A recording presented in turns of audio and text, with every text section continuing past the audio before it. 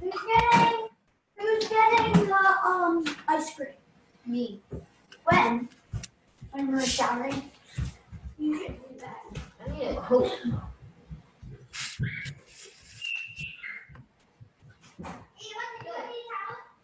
I am. There's Jakey. Oh, there's my grandma. There's Joan and Arnold and Orly and the Bates and the Millers and Laura. No pressure. There's your mom. She's here. She made it. Dana. Okay. Oh, I see Sarah. I see Marlene and Sarah. I hope everyone had a good day. Hope we're feeling good. Alex, are you meeting people as they come in? Yeah, that's good. Let's give it a minute or two, and then we're gonna have a discussion. I'm gonna talk to a very distinguished guest tonight. Glad you're all here. Hope you're feeling good.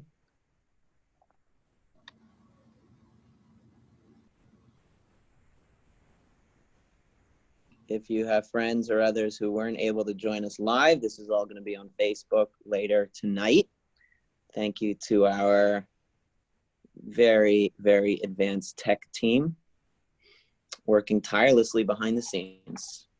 So I think I'm going to start talking.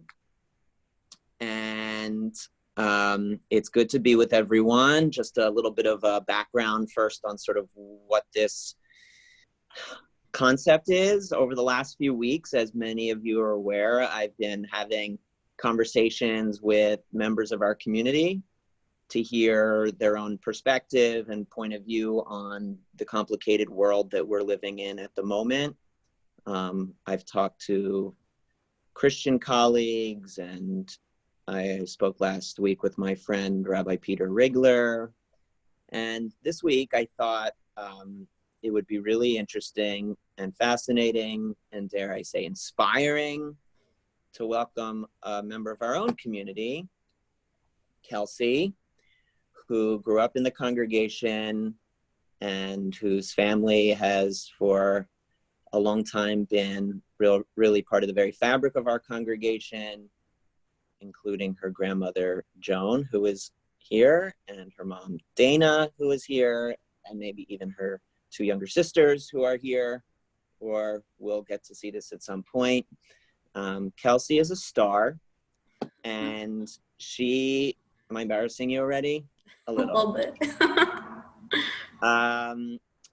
And she's going to share tonight a little bit about how she's really on the front lines, we could say, in responding to and witnessing the effects that the coronavirus has had on our extended community, what it means to be someone who is younger right now. A lot of the people that we tend to talk to and that we hear on the news are, dare I say, older.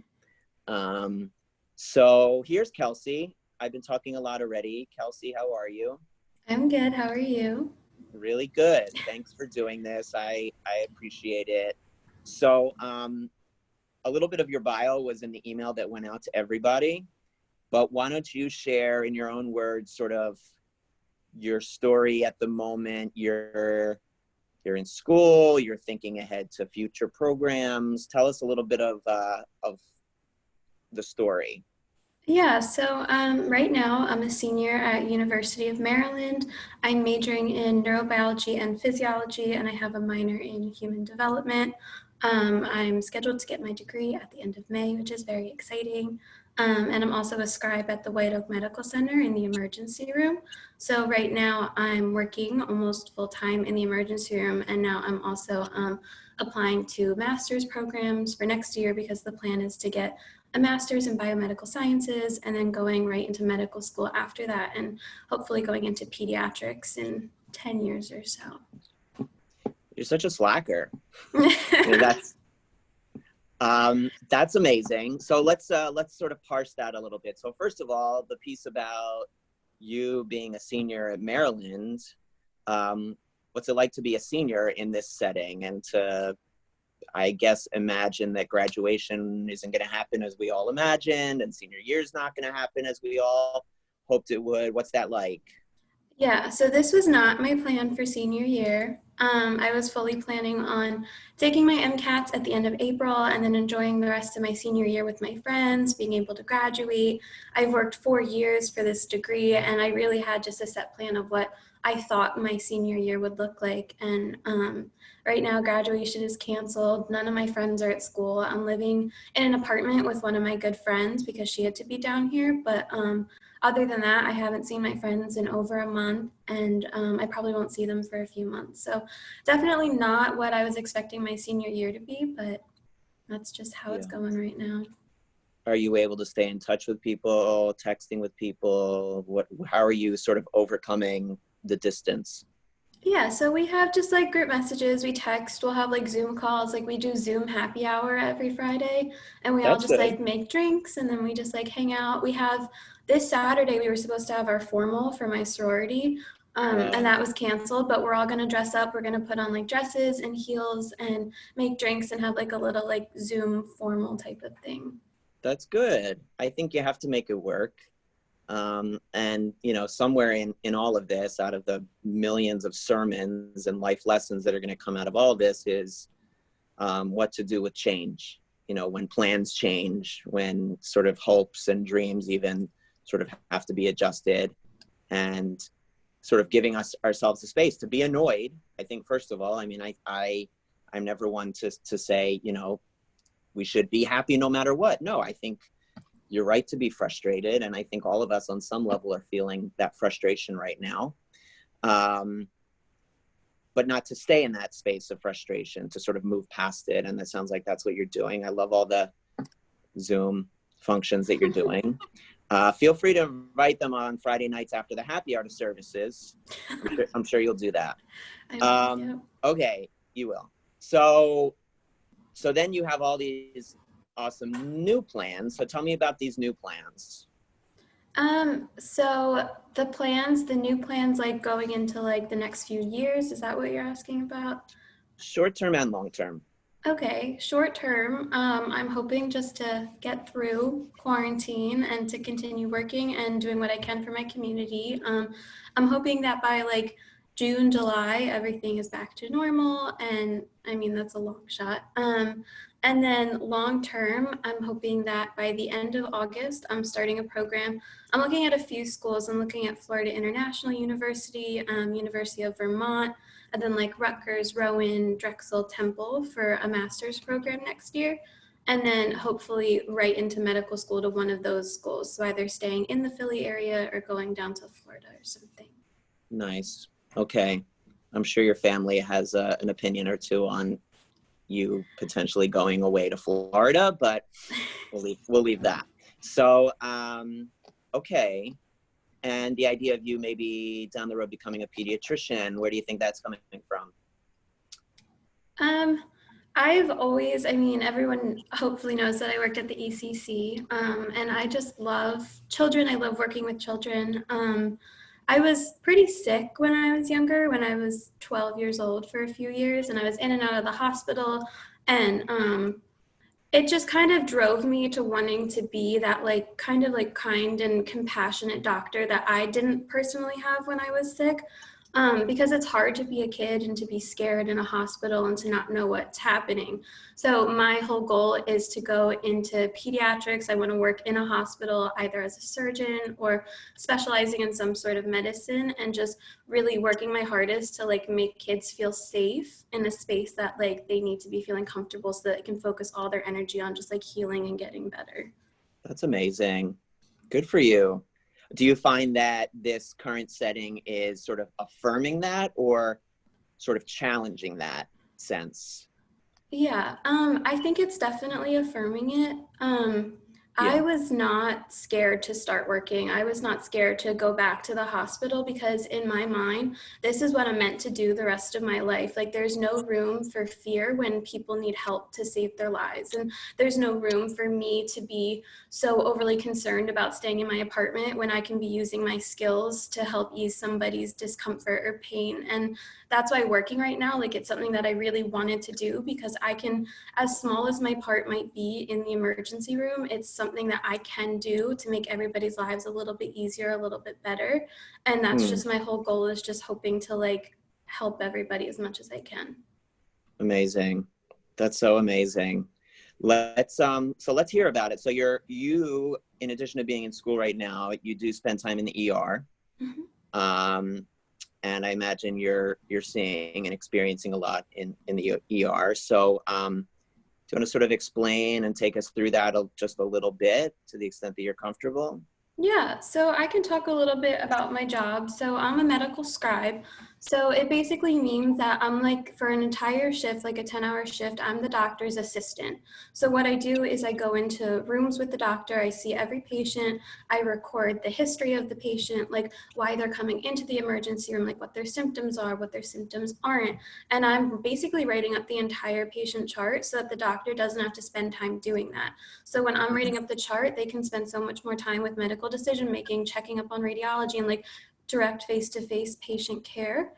And then on top of writing the charts, I'm like calling the lab, I'm getting patients sent down for imaging, I'm taking patients down to imaging, I'm doing just like comfort measures, like bringing patients like water, food, blankets, and I'm just generally like anything that the doctors need. Like if they need me to set up helicopter transport to a different hospital, then that's what I'm doing. And basically anything that the doctor needs besides like direct patient care, that's what I'm doing in the emergency room. Wow. So was there a period of adjustment to this sort of role? I imagine that it maybe takes some time getting used to being in that setting all of a sudden. Yeah, my job has changed very drastically since coronavirus and everything. So it's very different now in the emergency room. The acuity of the patients is much higher. They're a lot sicker coming in. The charts that I'm writing are like so much longer than I have before. With all the like measures that we're taking, we're only really having one person in a room at a time.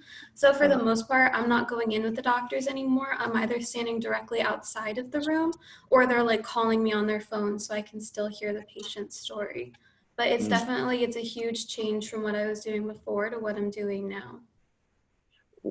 So clearly you are encountering patients who are dealing with corona. Would you say it's a large number or large percentage? Almost every single patient has it at this Wow. point.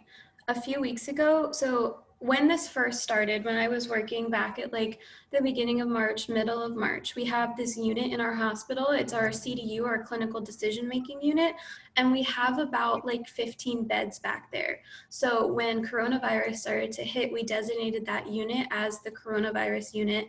Any PUI, which is a patient under investigation, was put into this unit. The doors were sealed, and only a select few amount of people were allowed to go back at a time to limit the spread. And in a day, when it first started, I would see maybe 3 PUIs in a shift. And just this past week, we just completely got rid of the CDU. We don't have a contained coronavirus unit at this point because almost every single patient is coming in with coronavirus. The only patients that aren't is like I had a guy come in with a dislocated shoulder. He didn't have coronavirus, and we had a patient come in with like a laceration, or like our psych patients are coming in without coronavirus. But other than that, almost every single patient is coming in as a PUI. Wow. So how are you sort of managing? I mean, you go into work and you're exposed to this remarkable sort of setting. I mean, even sort of psychologically, how do you find yourself sort of going home and getting back to just sort of being Kelsey, not Kelsey in the ER surrounded by, sort of high drama? Yeah, everything's definitely very high stress and tense at work, and it's kind of hard to let that go when I come home because you're just constantly hearing news about it. You're getting updates on patients. Like it's just a constant being reminded of like what's happening. but I call my mom a lot, and my grandma, and they're very good about just like bringing me back to like a more neutral mindset. My Yeah. roommate's been amazing with just like, we don't really talk about like coronavirus as much at home because it's just like I'm saturated in it at work. So we just Yes. talk about other things. We don't watch the news when I'm at home, and it's just really trying to just like focus on my schoolwork and my other responsibilities rather than like my work when I'm home. Right. I think that's healthy. I think, there's a piece there that I imagine applies to all of us. One of the challenges right now is the fact that there's no real off switch, right? It tends to be sort of Corona wherever we go. If we turn on the TV, if we happen to be sort of walking in our neighborhood and, we, from a distance, walk past neighbors, it's what comes up right away online. So, the need to sort of really go out of our way to flip that switch and to give ourselves a break. Otherwise, I think the exhaustion and sort of the mental toil is overwhelming. That's something I've been thinking about a lot too. It's also hard in the quarantine because there are only so many places you can physically go. So I think that stuff's really, really important. I mean, that sort of term self-care is being used a lot now, and for really good reason. There's a lot of sort of commentary out nationally about supplies and testing. Do you feel that your hospital is relatively well equipped in that regard? No, not at all. We ran out of things very quickly at the beginning. I get one mask per shift, and that's it. And these masks, they aren't meant to be reworn. They're not meant to be worn for 10 hours at a time. Before this, you wore a mask to see a patient if they had the flu. You took the mask off once you left the room, you threw it out, and you got a new one.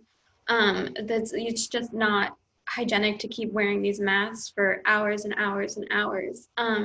We've been low on masks for over a month. We're running out of our cleaning supplies, our disinfectant, our bleach and everything. I think 2 weeks ago, we only had 5 ventilators left in the hospital. We have negative pressure rooms, which is where we put patients who are hypoxic, and it's high oxygen flow to help them breathe. And doctors have to discuss with each other who gets that room and who gets sedated and intubated, because we don't have the resources to give the people the exact medical care that they need.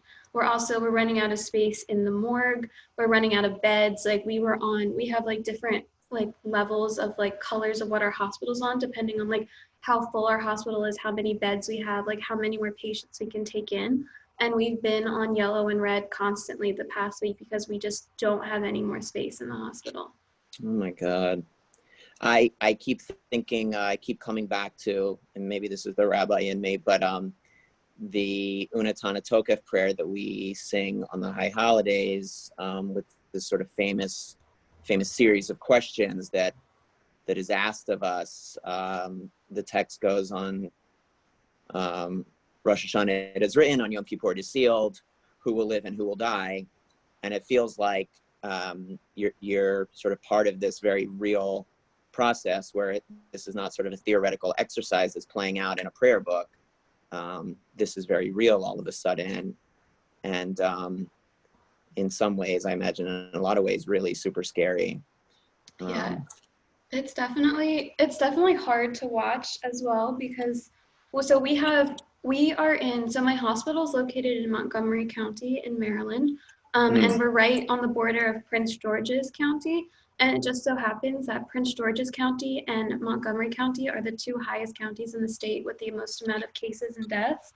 And it just so happens that my hospital is bordered by 3 different nursing homes within a 5-mile radius.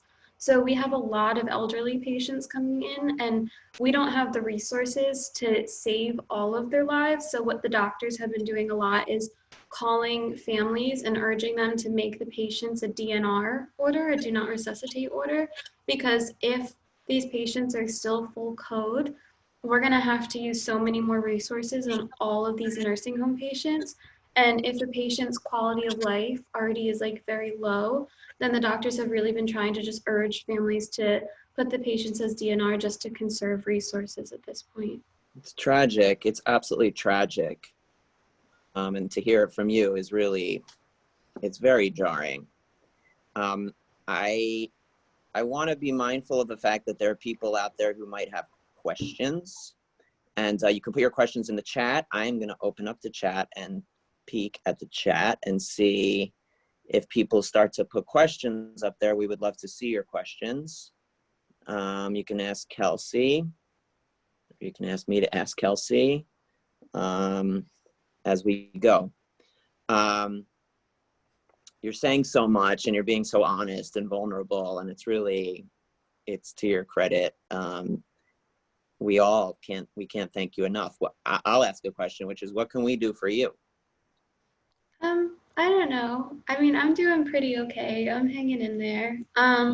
Just support for my community is all that I need. But otherwise, like, I'm just getting through and doing my job and doing what I'm supposed to do, and just hoping that in a few months this will be over and we can get back to normalcy. I hope so. I really hope so.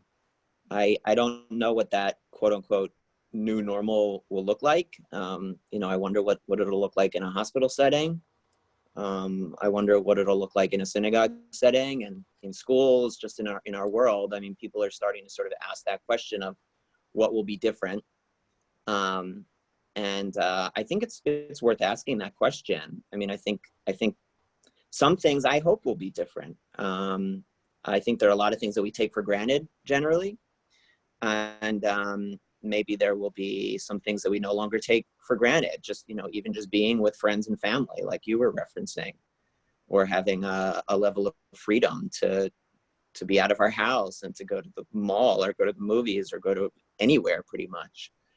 And also I hope that doctors and first responders and nurses and medical students are sort of recast in this world and really seen as you are now, which is, you know, really sort of putting yourself in harm's way for the greater good of our society and our world.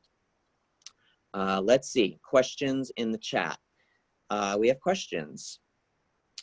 Anne's wondering what you're gonna wear to your formal. Marlene's asking, how do you deal with how alone the patient is? That's an interesting question. I mean, the dress question is interesting too, but Kath, and I'm just gonna look at one more and then you can decide sort of how and you answer. Kathy's asking, are the workers in your hospital being tested routinely? Okay, so I'll let you take those questions as you see fit. All right, I'll start with the more fun question of what I'm wearing to formal. I'm wearing a really pretty like light blue dress and like chunky white heels, and I'm very excited. I'll be able to dress up. And then, so more seriously, so to answer the question about workers being tested in the hospital, the answer is no. If they tested all the workers, we would have nobody working, is just the simple answer. In the emergency room and especially in the hospital, we've just resigned ourselves to the fact that we either got it earlier in the month, we either have it right now, or we will get it within a week or so. With the amount of exposure that we're all facing, there's no avoiding it. Like it is guaranteed that I either have coronavirus right now or I will get it. Like it's just plain and simple, like I will have it. And same with all of my coworkers, same with anybody working in the hospital. So if they were testing people who were asymptomatic for coronavirus, we wouldn't have nurses, we wouldn't have doctors, we wouldn't have techs, and we wouldn't be able to function. So no workers are being tested right now. If we have had like a few of our like hospitalists who like are admitting the patients and working upstairs in the units, a few of them have come in because they have more serious symptoms. So when they have like serious enough symptoms where they need to be admitted, then they're tested. But we don't even test patients unless they need to get admitted. So just testing workers, it's just not, we don't have the resources for that. And then, so the patients being alone is one of the hardest things that I've had to face in this job, like within the past month, because we have to now communicate with families through the phone.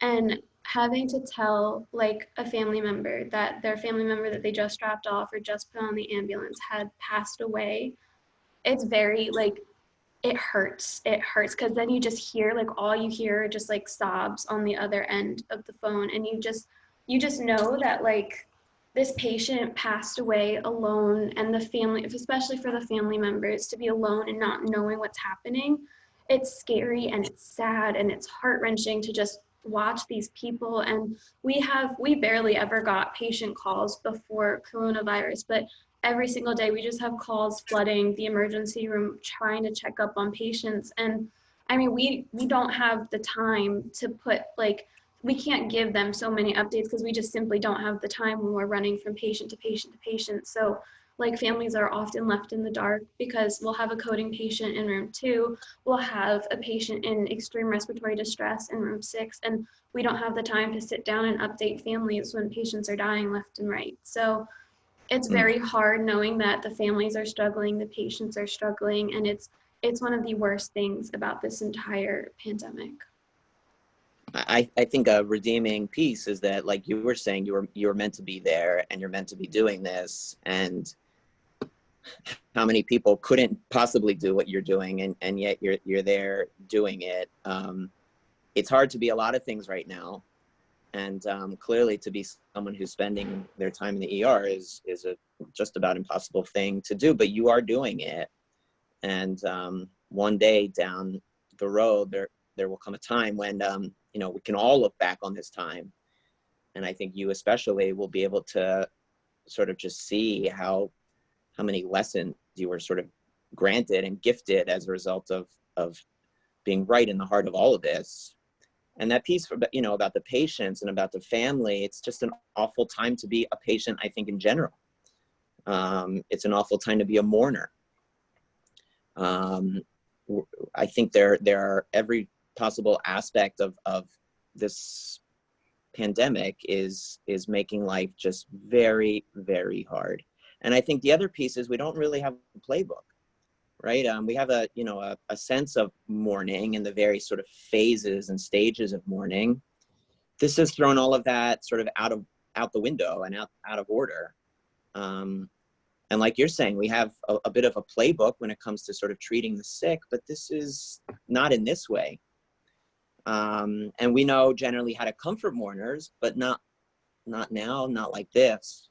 So, God willing, there will come a time when it's all over and we're going to look back together and sort of think deeply about what we've learned and how we've grown and how we can be there for those who haven't been as fortunate as we've been. I want to take one more look at the chat. Everyone's singing your praises. You should know that. Let's see. Arlene's asking, how will a master's degree help as opposed to going directly to medical school? Yeah, so a lot of people nowadays aren't taking the traditional medical school route. And I've had a lot of personal things happen during like my 4 years in college. So my GPA isn't as high as it could be. It's not a 4.0 by any means. And while I could get into medical school right now if I really wanted to, I want to be able to improve my chances to get into like the best medical school with the best scholarship and get as much money as I can. So getting a master's degree right now will provide me with direct linkage to that school's medical school. And then it'll also provide me a lot more opportunity for scholarships and everything. So I'm just trying to boost my resume as much as possible so that I'm opening up as many doors as possible in the future. You're definitely doing that. So I think we're going to start to wrap it up. Kelsey, what can I say? What can I say that hasn't been said? You're amazing. And you make your family proud, you make Adith proud. All of us who know you, we're rooting for you and supporting you from afar. And we can't thank you enough for all that you're doing for those who are hurting right now. It's incredibly heroic and brave. I know you're going to say, this is just you doing your job, but let's agree that it's not an ordinary job. So you're just, I can't say enough about how proud I am of you and honored I am to know you.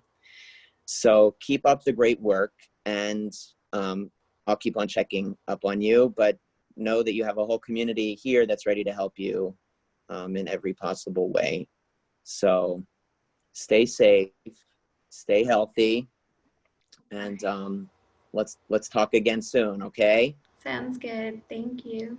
All right, Kelsey. Thanks, everyone. Love you, Robert. I We love love you, you, baby Kelsey. girl. So proud of you. Thank Mommy you. loves you. Fabulous. You're our added hero, Kelsey. Oh, No, I just said that. She didn't text you. Oh.